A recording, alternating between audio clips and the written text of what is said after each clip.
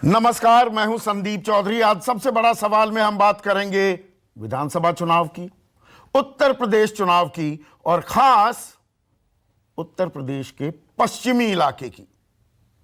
पश्चिमी उत्तर प्रदेश में चुनाव प्रचार 58 सीटों पर खत्म हो गया है। 5 बजे यह चुनाव प्रचार खत्म हो गया। परसों 10 तारीख को इन 58 सीटों पर बटन दबाए जाएंगे और ऐसे में यह आकलन करने का वक्त आ गया है कि पश्चिमी उत्तर प्रदेश में किस तरह की फिजा है, किस तरह की हवा है, कोई लहर भी है क्या। क्योंकि इस चुनाव में जो मुद्दों की शुरुआत है, मुद्दों की जो बौछार है, आरोप प्रत्यारोप के जो तीर हैं, वो सबसे पहले यहीं पर चले।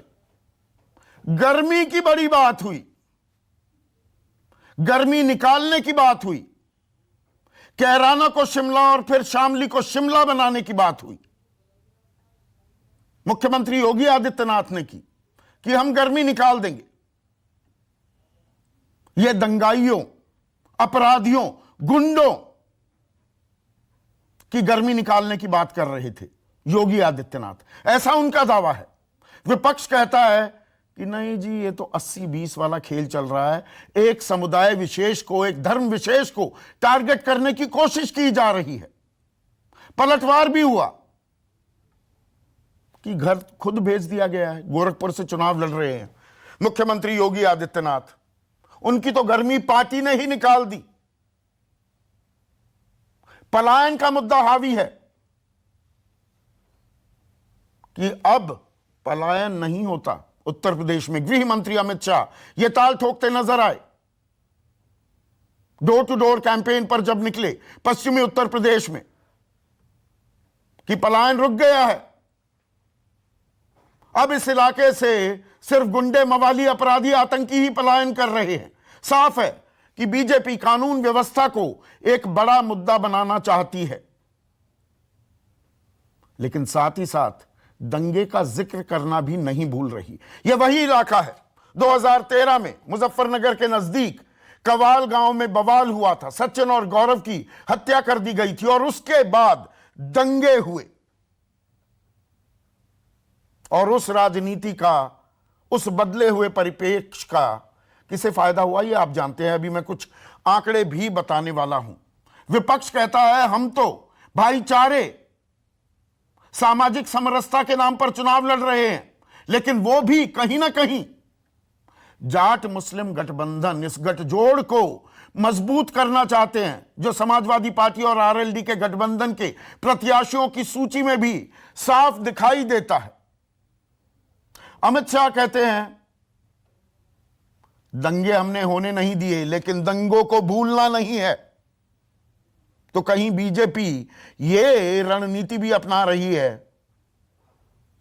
कि 2013 के दंगे भुलाए ना जाएं। इसमें राजनीतिक नफे नुकसान को भी क्या आंका जा रहा है? क्योंकि मुद्दे तो बहुत हैं, हर चुनाव में होते हैं। रोटी, कपड़ा और मकान, शिक्षा, स्वास्थ्य, रोजगार, महंगाई और स्थानीय मुद्दे। लेकिन गूंज, गर्मी चढ़ी हुई है और चर्बी उतार देंगे, इस पर ज्यादा सिमटती दिखाई दी है। अब पश्चिमी उत्तर प्रदेश अहम क्यों है, इसका एक अंदाजा मैं आपको कुछ आंकड़ों के जरिए बताता हूं। पिछली बार 2017 में जो विधानसभा चुनाव हुए, इन 58 सीटों पर, इन 58 सीटों में से 53 सीटों पर बीजेपी ने जीत दर्ज की थी। 90% से ऊपर का स्ट्राइक रेट, 90% से ज्यादा सीटें बीजेपी की झोली में गई थी। समाजवादी पार्टी को 2 मिली, बीएसपी को 2 मिली, आरएलडी के खाते में एक वो विधायक भी भाग गया था, पार्टी छोड़ दी थी। और इसमें एक और आंकड़ा छिपा हुआ है। 2-2 पर सपा और बसपा ने जीत दर्ज की, लेकिन यहां पर दूसरे नंबर पर 30 सीटों पर बहुजन समाज पार्टी रही थी। 2017 में दलित मुसलमान गठजोड़ काम करता आया है बीएसपी के लिए पश्चिमी उत्तर प्रदेश में। बीएसपी की बहुत से लोग बिल्कुल चर्चा नहीं कर रहे, लेकिन हम कभी कमतर नहीं आंकते हैं, ना हम ओपिनियन पोल्स को ज्यादा तवज्जो देते हैं, इसलिए हम अपना ओपिनियन पोल करवा भी नहीं रहे। तो बीएसपी एक छिपी हुई ताकत, एक साइलेंट वोटर बीएसपी का बैठा हुआ है क्या, बटन दबाने के लिए तैयार है क्या? पर यह बात तो थी 2017 की। 2012 में क्या हुआ उससे थोड़ा आपको अंदाजा लगेगा कि 2013 के बाद हालात, सूरत हाल कितनी पलटी पश्चिमी उत्तर प्रदेश में। 2012 में बीजेपी के खाते में 58 में से सिर्फ 10 सीटें गई थी, महज 10। बीएसपी अव्वल थी, नंबर 1 पार्टी थी 2012 में, जबकि समाजवादी की सरकार बनी उत्तर प्रदेश में। सत्ता से बेदखल किया गया मायावती को, लेकिन इस इलाके में 20 सीटें जीती। समाजवादी पार्टी के खाते में 14 सीटें और आरएलडी 9। तो बीजेपी ने बढ़त की है 43 सीटों की।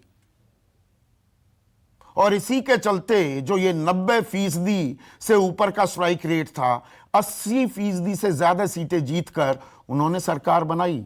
403 में से 325 सीटें जीती। पर यह बात तो हो गई दंगे की, पलायन की, हिंदू मुसलमान की। एक और अहम मुद्दा है जिसने पूरे देश का ध्यान आकर्षित किया पिछले साल, वो था किसान आंदोलन। 1 साल 15 दिन यह आंदोलन चला। सरकार को तीनों कृषि कानून वापस लेने पड़े, निरस्त रद्द करने पड़े, झुकना पड़ा सरकार को। और किसान आंदोलन की गूंज पश्चिमी उत्तर प्रदेश में भी जबरदस्त तरीके से सुनाई दी। अब किसान वोट की चोट करने निकले हैं, बीजेपी को सजा दो का नारा बुलंद कर रहे हैं। तो एक राजनीतिक संदेश तो दे रहे हैं ना किसान, संयुक्त किसान मोर्चा। तो उनकी भी अग्नि परीक्षा होगी क्या? रिपीट परफॉर्मेंस कर देती है बीजेपी। तो जो बात बीजेपी के तमाम नेता और देश के प्रधानमंत्री भी कहते हैं कि कुछ लोगों को हम नहीं समझा पाए, यानी कि मुट्ठी भर किसान है ये जो आंदोलन कर रहे थे, उसी बात को बढ़ चढ़कर कहेंगे क्या 10 मार्च के बाद? या बीजेपी को जबरदस्त नुकसान हुआ तो किसान आंदोलन और मजबूत होगा। और राजनीतिक संदेश देने की बात होती है तो 2 दिन पहले एक तस्वीर भी अच्छी खासी वायरल हुई।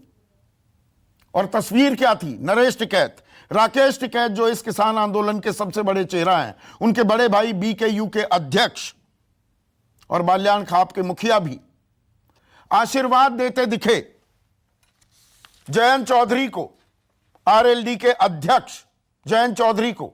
और उसके बाद जयंत ने ट्वीट किया, मैंने मीठा गुड़ खाया, खैर गुड़ तो मीठा ही होता है, उड़द की दाल खाई, इस इलाके में उड़द की दाल बहुत खाते हैं, और आशीर्वाद लिया। और उसके बाद एक और ट्वीट किया, किसानों की राजधानी सिसौली में अमर किसान ज्योति पर घी की आहुति दी और बाबा का आशीर्वाद लिया। तो खाप ने, सिर्फ बाल्यान खाप ने दिया है, बाकियों ने भी आशीर्वाद दे दिया है क्या? या एक बड़ा तबका किसानों का अभी भी बीजेपी के साथ है जैसा वो 2017 में था? ऐसे में आज का सबसे बड़ा सवाल, पश्चिम यूपी में कौन ठंडा कौन गर्म? गर्मी की बात हो रही है, कंप्रेसर की बात हो रही है।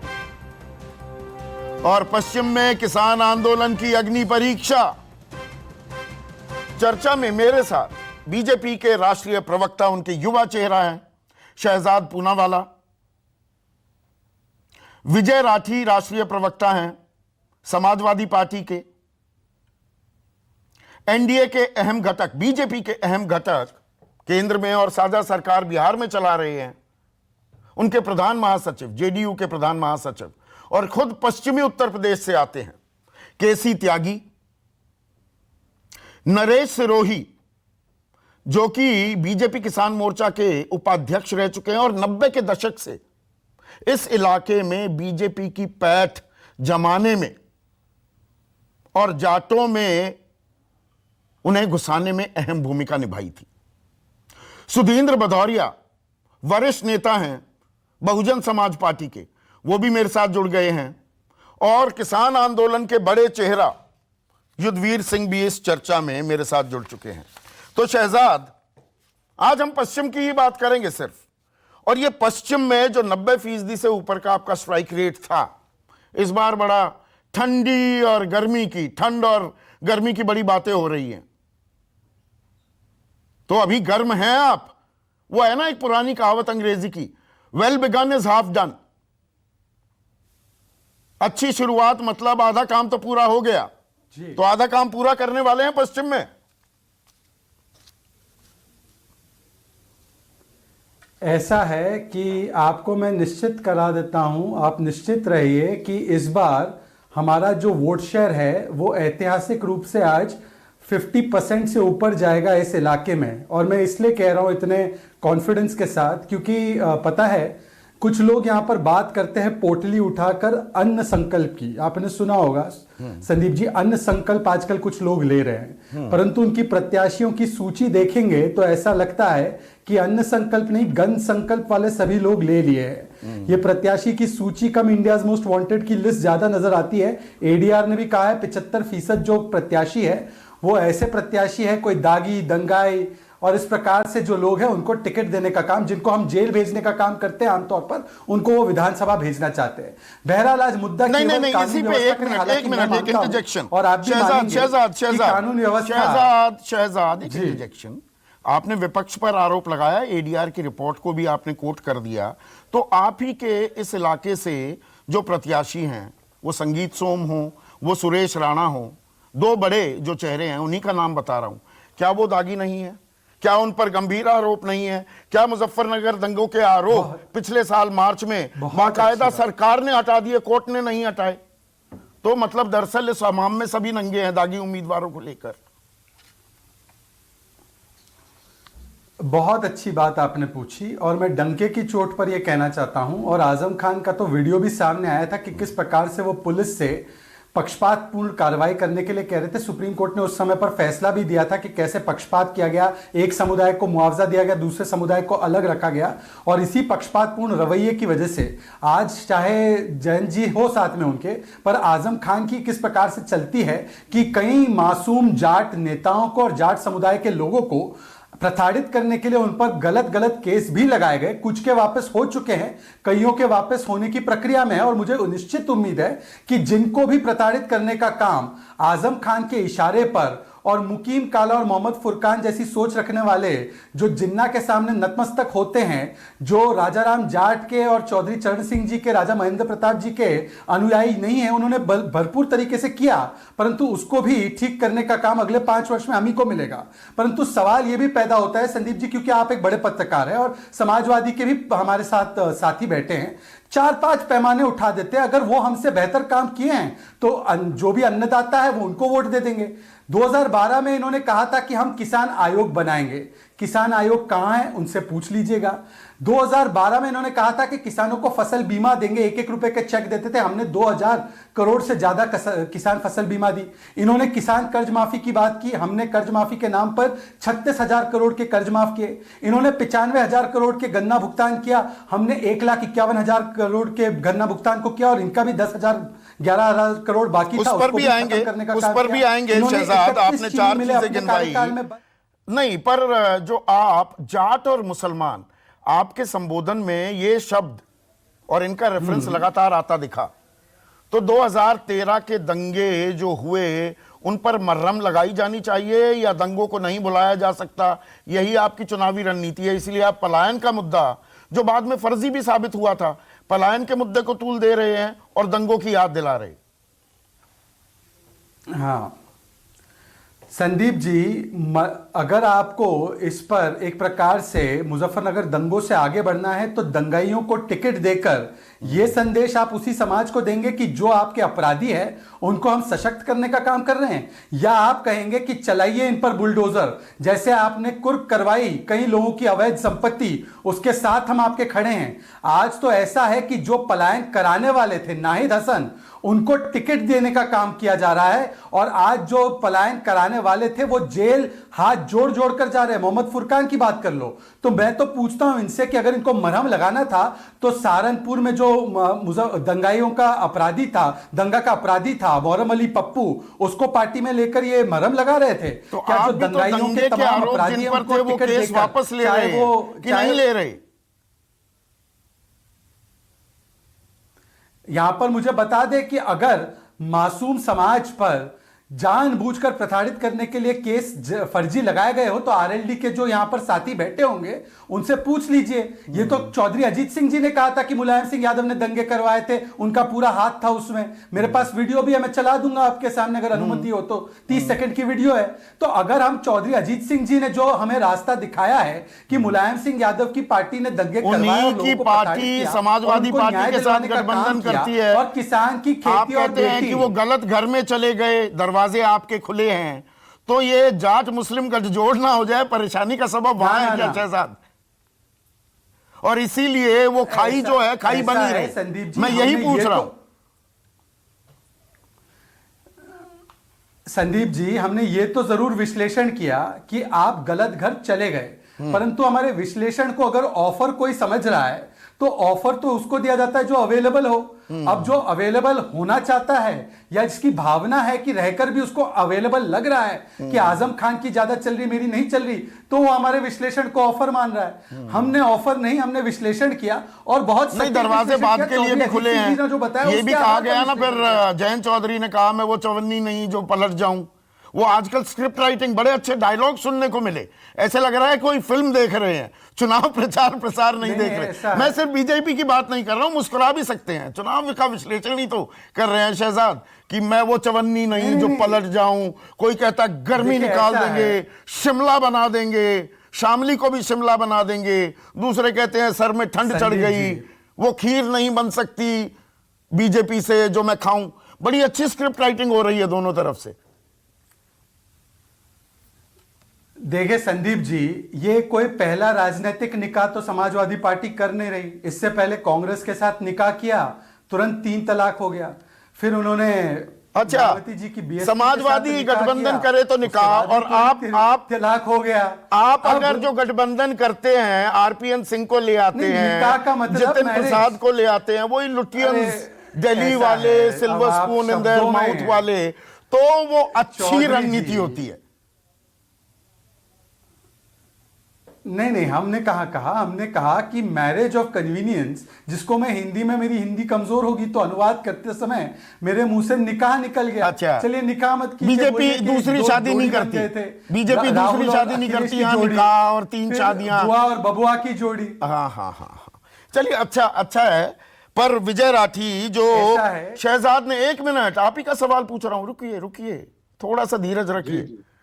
विजय राठी, जिन लोगों पर दंगों के आरोप हों उन्हें चुनाव में उतारकर नाहिद हसन को कैराना का उम्मीदवार जिस दिन घोषित करते हैं, अगले दिन ही गिरफ्तारी का वारंट जारी हो जाए, फिर आप सामाजिक समरसता और भाईचारे बढ़ाने की बात करें कि चुनाव हार जाए कोई फर्क नहीं पड़ता, भाईचारा कायम रहना चाहिए। कौन से भाईचारे की बात कर रहे हैं आप?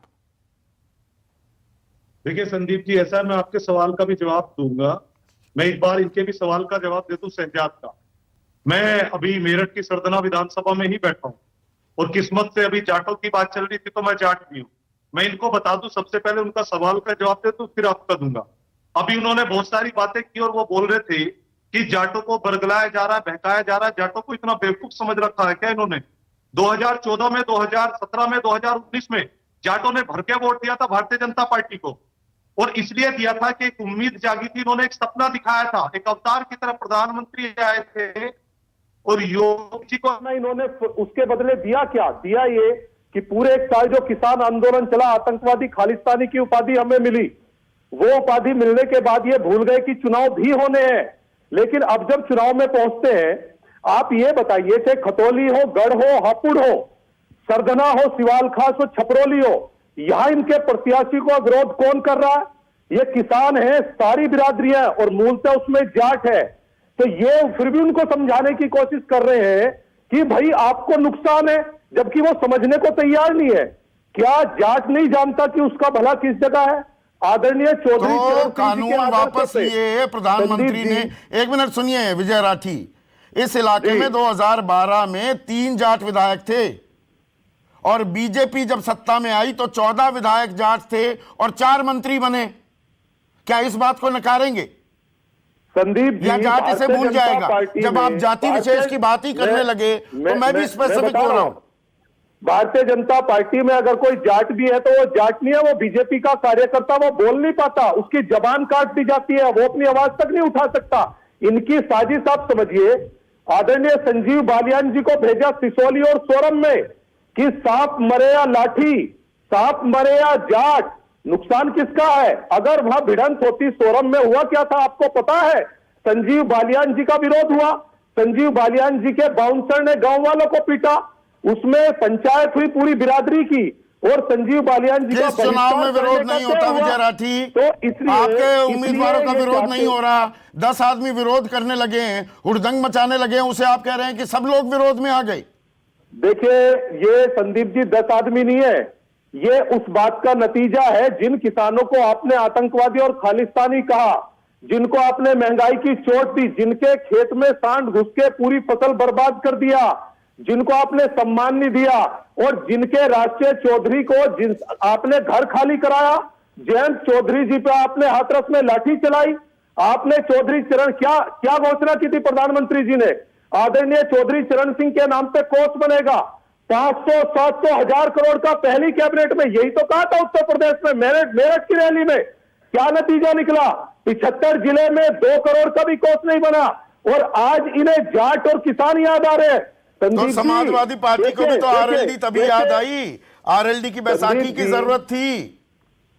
संदीप जी, समाजवादी पार्टी और आरएलडी जो गठबंधन किया है, क्या वो गलत है? हम चाहते हैं हिंदू मुस्लिम एकता हो, जो सामाजिक शहजाद समरसता पूनावाला बने। कह रहे हैं और अजीत जैसा- सिंह 2013 में क्या सीधे सीधे मुलायम सिंह यादव और अखिलेश यादव पर आरोप नहीं लगाते थे कि दंगे करवा दिए, इस इलाके में आपकी फिजा बिगाड़ दी? मैं टीवी पे झूठ नहीं बोलूंगा संदीप जी, जो आप बोले वो भी बोला था, लेकिन आज परिस्थितियां दूसरी हैं। आप मुझे बताइए, दंगों से किसका फायदा होता? अभी आपने डेटा दिया, त्रिपुरा हो, असम हो, गुजरात हो, उत्तर प्रदेश हो या भारत हो, बताइए जहां दंगे होते कौन सरकार बनाता है? अगर दंगों से हमारा नुकसान है तो दंगे क्या हम कहां हुए दंगे 5 साल कराएंगे? से? क्या हम एनसीआरबी का डेटा देखिए, कितनी उसमें राइट्स है, एग्रेरियन राइट्स है, कम्युनल राइट्स है, और ये तो कम से कम 12 से 14% बढ़ा है कम्युनिटी के बीच में। कासगंज का इनके टाइम पे हुआ, ठीक एनसीआरबी का है डेटा केसी समाजवादी त्यागी, का नहीं है। एक मिनट। केसी त्यागी, पश्चिमी उत्तर प्रदेश में गर्मी, चर्बी, पलायन, दंगा, इनकी गूंज कुछ ज्यादा दिखाई दे रही है, पर जमीन पर क्या बात हो रही है? बीजेपी उसी मजबूती के साथ खड़ी है, वही गर्मी दिखा रही है, या गर्मी अब विपक्षी खेमे में आती दिख रही है? अब संदीप जी, हम तो इस परंपरा के हिस्से रहे नहीं हैं। हम तो पश्चिमी यूपी से भी 6 बार लोकसभा के उम्मीदवार रह चुके हैं, गाजियाबाद से, मुजफ्फरनगर से, मेरठ से। हमें तो चौधरी चरण सिंह ने अपने हाथ से टिकट दिया था और चुपचाप कुछ पैसे भी दिए थे जो किसी को देते नहीं थे। और चुनाव सभाएं होती थी, अटल जी थे, चौधरी साहब थे, इंदिरा गांधी थी, राजनारायण जी थे, और एक नेता हुआ करते थे बीपी मौर्य, रिपब्लिकन पार्टी। मुद्दों की बात कही और निकल गए। और आप इस दंगे की बात कर रहे हो, कवाल की, आप भी मेरे से छोटे हो, लेकिन मैं आपको याद दिला दूं, मुरादाबाद में 3 महीने तक कर्फ्यू रहा था। नमाज का दिन था, और वो भी वो दिन था जो नमाज होती है ईद वाली, उसमें एक सुअर का प्रवेश हो जाता है। सुअर तो बच निकलता है, लेकिन कई लोग मारे जाते हैं 3 महीने तक। और जाट और मुसलमानों का इलाका है, कोई कन्फ्रंटेशन नहीं हुआ। ये तो नेतृत्व का भी तो है ना संदीप जी, नेतृत्व क्या चाहता है? देखिए, पश्चिमी यूपी को हम लोगों ने खराब किया। ये कब से खराब हुआ? आप जाट प्रतिनिधित्व की बात करते हो। अगर इसके आधार पर ही जाटों को वोट देना है तो जाटों का सबसे ज्यादा प्रतिनिधित्व तो जनता दल की सरकार में था। Devilal deputy prime minister, Chaudhary Ajit Singh number 2, Nathuram Mirdha ji number 3, Satpal Malik number 4, Jagdeep Dhankhar number 5, Jaiprakash Hisar number 6, 3 राज्यपाल, 1947 से लेकर आज तक कभी जाटों का इतना प्रतिनिधित्व हुआ क्या? अगर प्रतिनिधित्व में वोट देना है तो उसकी विरासत की पार्टी तो फिर हम ही हुए, नंबर 1। नंबर 2, चौधरी चरण सिंह को अब वर्तमान नेताओं से मत मिलाइए। एक तो मैं अपने प्रिय मित्र, मेरे से छोटे हैं, पूनावाला जी को स्मरण करा दूं कि पिछली बार जब आपने डिबेट कराई थी तो मैंने कहा कि चौधरी चरण सिंह जी का स्मारक उसी तर्ज पे बनना चाहिए जैसे दलितों के बड़े नेता काशीराम जी और बाबू जगजीवन राम जी का बना है। इन्होंने कहा कि 2014 के बाद ये कानून बना है कि किसी का नहीं बनेगा। तो मैं बता दूं कि चौधरी चरण सिंह की मृत्यु जो है तो 87 में हुई है, 1987 में, और आप ले गए 2014 तक। और ये दर्द है हम लोगों को जो उनके साथ काम किया। नहीं, अब अभी हम परसों जो बटन दबना है केसी त्यागी, उस पर जाते हैं। आप कह रहे हैं कि जाटों की नाराजगी नुकसान दे सकती है, जो आपने इशारा किया है, लेकिन क्या यहां पर जाट बनाम जो बाकी, अरे किसान तो 36 बिरादरी के होते हैं, 35 बिरादरी दूसरी तरफ लामबंद हो गई तो क्या बीजेपी की वो मजबूती कायम रहेगी, या ये वो इलाका है जो बीजेपी के लिए चिंता का सबब हो सकता है? मेरा सवाल बिल्कुल डायरेक्ट है। देखिए, मेरी मित्र पार्टी है भारतीय जनता पार्टी, उसके लिए मैं कोई कटु टिप्पणी नहीं करूंगा, लेकिन जो दीवारों पे लिखा हुआ है उसको मैं पढ़ने से भी परहेज नहीं करूंगा। पूरे 1 साल तक जो अपमान पश्चिमी यूपी के किसानों ने, जो एगोनी डिसास्टर एपिसोड पश्चिमी यूपी के किसानों ने दिखे, कोई घर नहीं बचा हमारा जिस घर का कोई ना कोई आदमी इस धरने पे ना बैठा हो, और जो अपमानजनक व्यवहार हुआ उसका मैं जिक्र नहीं करना चाहता। तो उसकी तपिश में कुछ जलन तो होगी। ये जो शांत कर रहे हैं, ठंडा कर रहे हैं, मैं उन मित्रों से भी कहना चाहता हूं ऐसे आंदोलनों को इतना लंबा नहीं चलाना चाहिए, और खास तौर से जो किसान जातियां जिनका इतिहास लड़ने भिड़ने का रहा हो। अब तो मेरे मित्र पूनावाला भी राजा महेंद्र प्रताप को राजा राम जाट के नाम से पुकार रहे हैं। मैं आपको बता दूं, मैं पढ़ता रहता हूं, इसलिए राजा महेंद्र प्रताप जाटों के नहीं, वो क्रांतिकारियों के नेता थे, और 1917 की क्रांति के बाद वो मास्को गए थे लेनिन से मिलने के लिए, और उनका मार्क्सवाद पर और लेनिन पर बहुत असर था, तो उनको खाली जाट बता करके। और मैं ये भी अपमानित महसूस करता हूं जब मेरे नेता चौधरी चरण सिंह को, आपके नेता तो 36 बिरादरी के नेता और हमारे नेता मोहल्ले के नेता, ये कौन सी परंपरा है? चौधरी चरण सिंह इस देश के सबसे बड़े किसान नेता थे। सरदार पटेल के बाद जो स्थान रिक्त हुआ था उसको भरने का काम चौधरी चरण सिंह ने किया था। किसानों की क्या लामबंदी परेशानी का सबब होगी? सुधींद्र भदौरिया, देखिए, और ये मेरा अपना भी मानना है, और मैंने ये बात कई बार अपने शो पर कही है कि बीएसपी के बारे में कम चर्चा करना आपके साथ नाइंसाफी है, क्योंकि मैं आंकड़ों की बिना पर चर्चा करता हूं। 2017 में आप चाहे 2 ही सीट जीते हों इस इलाके में, और समाजवादी भी 2 ही जीती, लेकिन आप दरअसल 30 सीटों पर दूसरे नंबर पर थे, और पहले नंबर की पार्टी थी 2012 में। तो ये जो पिछले 2, 2.5, 3 महीने से पश्चिमी उत्तर प्रदेश खास को लेकर सिर्फ बीजेपी बनाम समाजवादी गठबंधन की चर्चा हो रही है, आपको कई बार गुस्सा भी आता है क्या इस बात को लेकर? देखिए, मुझे गुस्सा इसलिए नहीं आता है क्योंकि ये पहली बार हमारे साथ नाइंसाफी नहीं हो रही है। बहुजन समाज पार्टी को हर चुनाव के अंदर कम आंका जाता है, ये मेरा तजुर्बा भी रहा है, और आप पुराने जितने भी चुनाव हैं उसके जो साइकोलॉजिकल स्टडीज हैं, जो चुनाव के परिणाम उसके बाद आए, उनको आप मिलाकर देख भी सकते हैं। मैं ये कहना चाहूंगा कि इस चुनाव में इन 2 पार्टियों को बहुत अहंकार और अपने ऊपर बड़ा आत्मविश्वास भी था। एक तरह से हमारी आंधी चल रही है, पर धीरे धीरे आप देख रहे हैं कि हाथी देर से ही सही पर उसने रफ्तार पकड़ी है, और यह रफ्तार इतनी पकड़ी है कि चौंकाने वाले परिणाम आएंगे इस चुनाव में। मैं एक चीज और मैं आपको बतला दूं, कुछ लोग ये मुझे ये समझ में नहीं आता है कि केवल 2 लोगों का जिक्र कर रहे हैं इस चुनाव में, जाट या मुसलमान। मैं इन दोनों कम्युनिटीज का आदर भी करता हूं, सम्मान भी करता हूं। मैंने भी इस चुनाव में, आज मैं आपकी बहस में जरूर बैठा हूं, करीब 7-8 विधानसभाओं में गहन दौरा भी किया है, और गांव गांव में सभाएं की हैं, जिसकी तस्वीरें मेरे पास हैं, और बड़ी बड़ी ताकत में, जनसंख्या में लोग भी आए हैं वहां पर, और फिर हमने वोट भी मांगा है। मैं ये कहना चाहता हूं कि ये केवल चुनाव दो समूहों का नहीं है।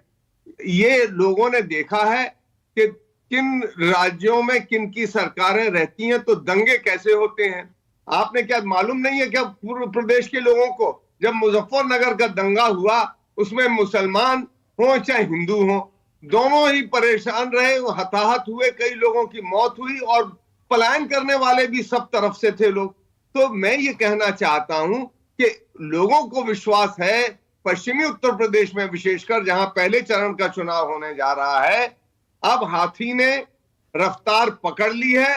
और पर हाथी इसके जो साथ-साथ रफ्तार पकड़ता था, जो अपनी पैठ बनाता था, सुधींद्र भदौरिया, आपने कहा कि जाटो मुसलमानों की बात क्यों हो रही है?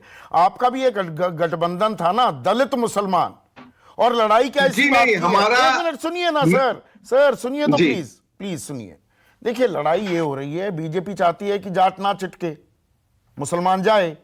समाजवादी चाहती है जाट मुसलमान का गठजोड़ हो जाए। जाट मुसलमान का गठजोड़ होगा, मुसलमान अगर आपसे छिटक गया तो आपकी ताकत बहुत कम हो जाती है। खेल ये हो रहा है ना, मैं सरलीकरण कर रहा हूं। मैं इसको दूसरे तरह से देखता हूं। मैं ये देखता हूं कि गांव में केवल किसान नहीं रहता, मजदूर भी रहता है, और आधे मजदूर रहते हैं, आधे किसान रहते हैं, और किसान और मजदूर मिलके गांव बनता है। इसलिए किसान, मजदूर, अल्पसंख्यक सब मिलके, और उत्तर प्रदेश में गन्ना किसानों के लिए मैं विशेषकर कहना चाहता हूं, अपनी पीठ तमाम लोग थपथपा रहे हैं। पर बहन मायावती जी जब मुख्यमंत्री थी, यहाँ केसी त्यागी जी बैठे हैं, मेरे मित्र हैं, 125 रुपया क्विंटल गेहूं दाम हुआ करता था गन्ने का। लगातार उंगली मत उन्होंने उठाइए। दुगना करके दिखाया। अभी दो मेहमानों ने कुछ नहीं बोला है। सुधींद्र दिखाया। भदौरिया बोलिए, प्लीज जारी रखिए। मैं ये कह रहा हूं कि उन्होंने दुगना करके दाम दिखाया।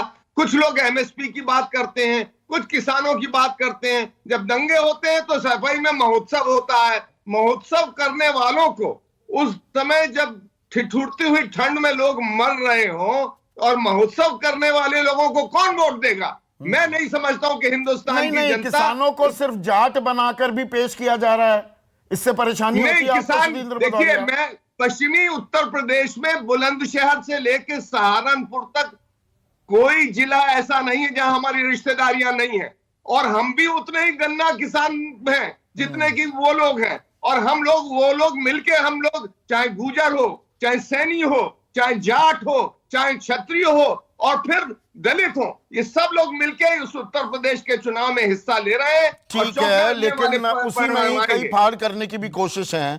और क्या, मेरा सीधा सवाल है, दूसरा सवाल जो रखा यदुवीर सिंह, आप अब बीजेपी को सजा देने की बात कर रहे हैं, वोट की चोट कर रहे हैं।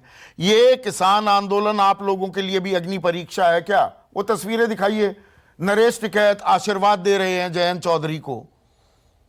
बीजेपी की जीत हुई तो आंदोलन की हार मानी जाएगी क्या? देखिए, ऐसा नहीं है। हम बार बार हर मंच से स्पष्ट करते रहे हैं कि राजनीति करना हमारा काम नहीं है। राजनीति काम है राजनीतिक दलों का। हम हमेशा ये बात कहते हैं, लेकिन हमारे मुद्दे जो हैं, जो इशू हैं हमारे, जो 700 किसानों की शहादत, उसको भूले नहीं हैं हम। जिस प्रकार का व्यवहार 13 महीने हमारे साथ किया गया, और जिस प्रकार एक आंदोलन के समापन पे समझौता करके जो बिट्रे हमारे साथ किया गया, वो तमाम बातें हमारे समक्ष, जिस तरह से एक व्यक्ति, जो गवर्नमेंट की जांच एजेंसियों ने जिसको कहा है कि लखीमपुर खीरी की घटना दुर्घटना नहीं थी, एक षड्यंत्र था, और उसके बावजूद एक आदमी को केंद्र में मंत्री बना के बैठाया जाता है, तो कहीं ना कहीं पूरे देश के किसान को का उपहास उड़ाना तो है। आप राजनीतिक संदेश भी दे रहे हैं ना। नरेश टिकैत बीकेयू के अध्यक्ष हैं ना। नरेश टिकैत बाल्यान के चौधरी भी हैं, तो बीकेयू के अध्यक्ष भी हैं। आप अच्छी तरह जानते हैं। आप बीकेयू के महासचिव हैं। मैं बिल्कुल, आप ठीक कह रहे हैं, लेकिन उसके साथ साथ वो समाज के एक जो है सम्मानित तो आप एक नेता- राजनेता को आशीर्वाद देंगे तो आप संदेश दे रहे हैं, राजनीतिक संदेश। संदीप जी, हमारी परंपरा है, जब हमारे घर पे कोई मेहमान आता है तो उसकी वो श्रेणी नहीं होती। संजीव बालियान जाएंगे, उनको भी आशीर्वाद देंगे। उनको भी आशीर्वाद मिलता है वहां पे। पर ये अस्तित्व की लड़ाई है क्या युद्धवीर? असल बात यहां पर आकर अटक गई है। और किसान को जाट के रूप में भी पेश किया जा रहा है। देखिए, ये किसान आंदोलन जाटों का आंदोलन ये था। सबसे दुखद, ये सबसे दुखद गलत है। तो नहीं कह रहा ना ये मैं? सबसे दुखद है। हाँ। चौधरी छोटूराम ने आजादी से पहले जो लड़ाई लड़ी, वो चौधरी छोटूराम जिस पंजाब के वजीर थे वो पलवल से पेशावर तक था, तो सारे तो जाट नहीं थे उनके साथ। जो हमारा अहिरवाल हो, गुजर बेल्ट हो, मुस्लिम बेल्ट हो, एक छत्र नेता थे, कांग्रेस और मुस्लिम लीग के पैर नहीं टिकने दिए थे। ये ठीक है, लीड किया उन्होंने, वो जाट थे छोटूराम, लेकिन उनको जाट नेता कहना और जाट नेता से परिभाषित करना ये अन्याय है उनके साथ। चौधरी चरण सिंह ने पूरे देश में, बिहार में कितने जाट? नहीं, चुनावी हार जीत से ये भी तय होगा ना कि किसान आंदोलन में दम था या नहीं, क्योंकि आप घुस गए हैं सजा देने के लिए बीजेपी को। निश्चित तौर पे देखिए, वो लोग तय करेंगे, हम तो लोगों के समक्ष चेहरा रखेंगे। ये इन्होंने किया। वैसे तो लोग खुद आंदोलन में रहे हैं, कोई ऐसा व्यक्ति नहीं जिसने कभी ना कभी आंदोलन में या धरने पे रातें ना गुजारी हों, और जिन्होंने नहीं भी गुजारी उनके परिवार के लोगों ने जाके उनको बताया। जो व्यवहार 13 महीने में हमारे साथ हुआ, इससे अशोभनीय व्यवहार इस देश के इतिहास में कभी किसी उसी के की साथ सजा नहीं देने हुआ। के लिए आप उतरे हैं। निश्चित तौर पे जो करेगा वो भरेगा, भुगतना पड़ेगा उसको। और 10 तारीख को और बीजेपी किसान- की जीत होती है तो भुगतना आपको पड़ सकता है। किसान बोलता फिर नहीं है। आंदोलन की हवा निकल जाएगी। और जाट की जहां तक बात है, जान मारे बाणिया और पिछाण मारे जाट, जाट अपने दुश्मन को पिछाण लेता है तो छोड़ता नहीं। नरेश सिरोही जी, 90 के दशक से आपने भरपूर कोशिशें की इस इलाके में जहां पर बीजेपी की नाम लेवा कोई नहीं था कि वहां पर पैठ बने, और उसकी परिणीति हमने देखी 2017 के चुनाव में। लोकसभा की बात नहीं कर रहा हूं अभी, विधानसभा चुनाव में कि 58 में से 53 सीटें बीजेपी जीत गई। तो आज की तारीख में जब कौन ठंडा कौन गर्म, मैं ये पूछ रहा हूं, आपका आकलन क्या है? 2017 के मुकाबले क्या फिजा बदली है, या वो वैसी की वैसी है और ज्यादा तेज हवा बह रही है, लहर बह रही है? संदीप जी, आपके इस चैनल के माध्यम से मैं 2 लोगों का अपना व्यक्तिगत, क्योंकि आपने पश्चिम पे रखी है, और पश्चिम के पूरे इलेक्शन को मैंने बहुत बारीकियों से देखा है। लोगों को जुड़ते हुए भी देखा है, लोगों को हटते हुए भी देखा है, और सारी परिस्थितियों का मैं, लेकिन जब आकलन करे या विश्लेषण करे तो उसमें ईमानदारी होनी बहुत जरूरी है। मैं सबसे पहले 2 लोगों को यहाँ अपना नमन करता हूँ। चौधरी चरण सिंह ने पूरे देश में किसान जातियों को इकट्ठा करा, पूरे वर्ग को इकट्ठा किया, और देश में एक किसान को सम्मान का एहसास कराया। उनको कम मिला ज्यादा मिला इसकी बात नहीं कर रहा हूं मैं, लेकिन किसान सत्ता में भागीदार है, किसान की भी कोई सुनता है, ऐसा चौधरी चरण सिंह ने एहसास पूरे किसान वर्ग को दिलवाया। काम उन्होंने जो भूमिहीन लोग थे उनके लिए भी किया, और उनसे कभी वोट नहीं मांगा। जो यहाँ जमींदारा उन्मूलन हुआ था, जो गरीब लोग थे, जो झोंपड़ी में रहते थे, उनको भी छोटे कास्ट, आज के परिप्रेक्ष्य में, आज ही के परिप्रेक्ष्य में उन्होंने, देखिए राजनीति क्या है, एहसासों का खेल है, भावनाओं की इसमें बहुत अहम रोल होता है। जैसे भैंस के ऑक्सीटॉक्सिन का इंजेक्शन लगाते हैं ना तो दूध धोने के लिए, तो ऐसे ही जब चुनाव आता है तो भावनाओं का भी ऑक्सीटॉक्सिन की तरह इंजेक्शन लगाते हैं। इमोशन किस तरफ जाता दिख रहा है आपको? सेंटिमेंट जो है वो किस तरफ जाता दिख रहा है? मैं वही बता रहा हूं आपको। तो चौधरी चरण सिंह और काशीराम जी, काशीराम जी का भी मैं बहुत सम्मान करता हूं व्यक्तिगत से, मेरा उनका कोई मतलब नहीं रहा, कभी एक बार बस मिले थे वो मुझे एक, लेकिन मैं उनका इसलिए सम्मान करता हूं कि जो अति दलित पिछड़ा था, जिसको नहीं आज की बात करते हैं, आज की बात कर में चले गए। नहीं, मैं इसलिए कह रहा हूं कि उन्होंने जो आज का परिप्रेक्ष्य है, आज बसपा से दलित क्यों नहीं हट रहा है, केवल अपने सम्मान के कारण, कि काशीराम ने उनको सम्मान का एहसास दिलाया कि देखिए छोटा सा भी कोई हरिजन होता था, थाने में जाता, थानेदार खड़ा हो जाता था, जिसको कोई नहीं पूछता था। तो आज के कॉन्टेक्स्ट में ये ऑब्जर्वेशंस के क्या मायने हैं? देखिए, जब चौथ साहब नहीं रहे, केशी त्यागी जी यहाँ बैठे और वो बहुत नज़दीकी से जुड़े, मेरी बात को वो हाँ या ना में या जैसे भी अगर मैं गलत बोलूं तो वो तस्दीक कर सकते हैं। चौधरी साहब जब नहीं रहे तो हमने देखा कि सबसे ज़्यादा अच्छे नेता किस पार्टी पे हैं, भारतीय जनता पार्टी के नेताओं से हमारा संपर्क था और लगातार भंडारी जी से ताऊ जी की दोस्ती थी, तो भंडारी जी ने टिकैत साहब से समर्थन की बात की थी उस, तो हमने आकलन ये किया कि पार्टी को अब किसान नेतृत्व कोई है नहीं, धीरे से हम भारतीय जनता पार्टी के साथ जुड़ना चाहिए जाट को। तो खासकर जाट और किसान जातियां पश्चिम उत्तर प्रदेश की, देखिए खाली त्यागी खाली जाट नहीं है, यहाँ गुर्जर भी हैं, त्यागी भी है, सब जातियां हैं। धीरे धीरे त्यागी कांग्रेस में बहुत था या लोकदल में था, मतलब बीजेपी किसानी की पहचान को और मजबूत किए। हमने जाट खापों की मीटिंग करी, समर्थन दिलवाया, लगातार मेहनत की और उसी का परिणाम है कि धीरे धीरे कमोबेश, कभी कम वोट दिया, कभी ज्यादा दिया। आज क्या वो स्थिति पलट रही है? आज स्थिति वो पलट रही है। मैं उसी पे आना चाहता हूं। मैं उसी पे आना चाहता हूं। देखिए 2014 की मैं एक घटना का करते हूं, थोड़ा सा मैं छोटे तौर पे करना पड़ेगा। हाँ, जी 14 में अमित शाह जी प्रभारी थे, उन्होंने एक मीटिंग बुलाई जिसमें खासकर जाट वर्ग को बुलाया, डॉक्टर जोशी के घर पर मीटिंग थी। तो मैंने बहुत ईमानदारी के साथ उनसे कहा कि देखिए पश्चिम उत्तर प्रदेश को आप समझिए, पूरे पश्चिम में जहां जाट है तो वहां त्यागी भी आपको वोट दे रहा है, कम से कम एक लोकसभा का टिकट त्यागी जी को देना चाहिए, किसी त्यागी को देना चाहिए। और मैंने बालेश्वर त्यागी जी का नाम उसमें लिया था, मुझे कोई गुरेज नहीं है। हमने कहा यहां गुजरों की भी बड़ी संख्या है, गुजरों में भी कम से कम 2-3 टिकट दिए जाने चाहिए। मैं आज ही की बात कर रहा हूं। आज जो परिस्थिति है, हमने 2017-19 के बाद जो संदेश दिए, उन संदेशों में हमारे चूक हुई है, उसको अपने को स्वीकार करना चाहिए।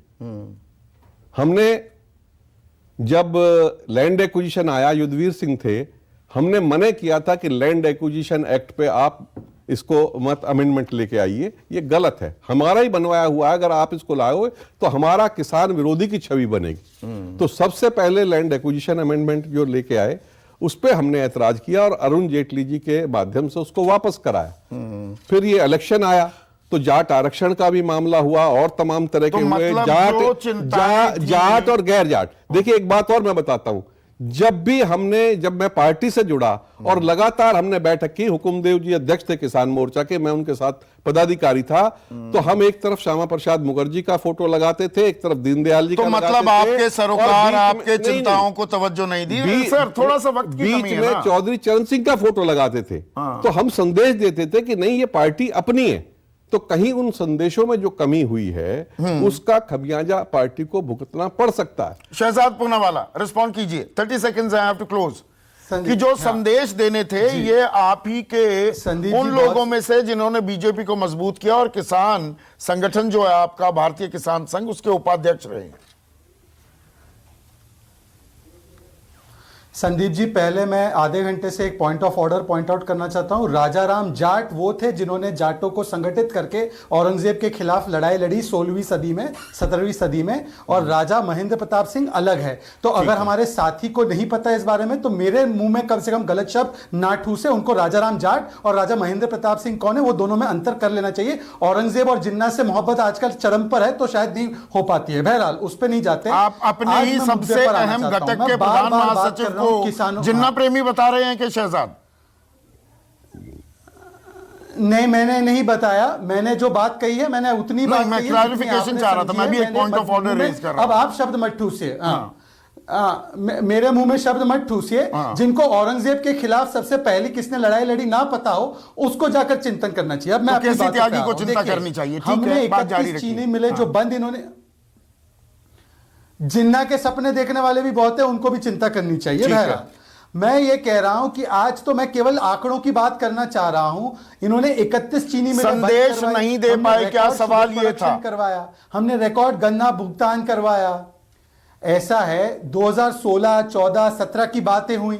2017 में हमारी स्टेट गवर्नमेंट बनी, 2019 में लोकसभा का एक मौका हाफवे मार्क में आया, तब भी हम जीते हैं बड़े पैमाने पर। तो क्या वो 2 साल का मैंडेट जो हमें मिला था 17 में, उसके ऊपर एक एंडोर्समेंट नहीं हुआ क्या? हाफ ईयरली में भी तो हम पास ही हुए हैं। परंतु मैं आज सिर्फ इतना पूछना चाहता हूं, क्योंकि समाजवादी पार्टी से एक जाट भाई बैठे हैं, हालांकि उनको अवतार अभी पूछिए मत, सिर्फ अपना संबोधन क्लोज कीजिए, अबू समय पूरा हो गया है। हाँ, अभी बस 10 सेकंड ले रहा हूं। अबू आजमी ने कहा स्टेज से कि जाटों को माफी मांगनी पड़ी मुजफ्फरनगर दंगों के बाद।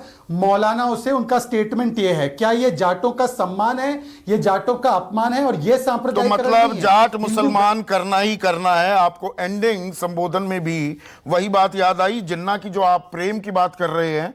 तो वैसे शहजाद, बीजेपी को लालकृष्ण आडवाणी, जसवंत सिंह, तमाम लोगों से पूछना चाहिए उनकी मज़ार पर जाकर लालकृष्ण आडवाणी ने क्या लिखा, जसवंत सिंह ने पूरी एक किताब लिख दी थी।